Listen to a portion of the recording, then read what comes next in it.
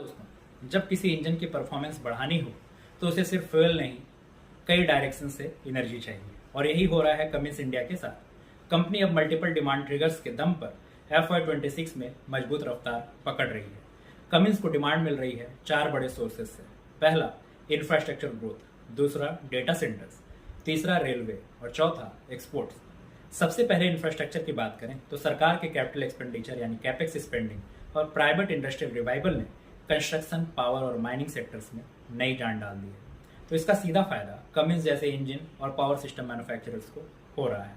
दूसरा बड़ा ट्रिगर है डेटा सेंटर एक्सपेंशन। भारत में डेटा स्टोरेज और AI रेवोल्यूशन के चलते डेटा सेंटर की स्टार्ट कैपेसिटी FY25 तक 1.3 गैलन वाट से बढ़कर FY35 तक लगभग 5 GW बढ़ने की उम्मीद है। इस डिमांड को स्मार्ट करने के लिए कमिंस ने हाई हॉर्स पावर डीजल जनसेट्स और एनर्जी सॉल्यूशंस की मांग बढ़ रही है। तीसरा ट्रिगर है रेलवे और डिफेंस मॉडर्नाइजेशन।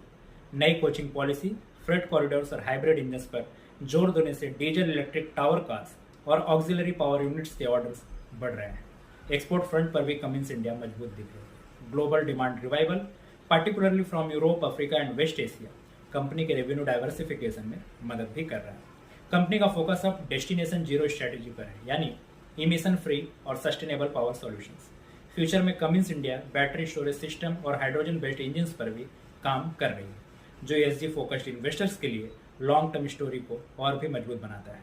वैल्यूएशन के लिहाज से स्टॉक अब अट्रैक्टिव जोन में लग रहा है और FY26 के अर्निंग्स आउटलुक को भी देखते हुए मार्केट एक्सपर्ट्स इसे स्ट्रक्चरली पॉजिटिव स्टोरी भी मान रहे हैं।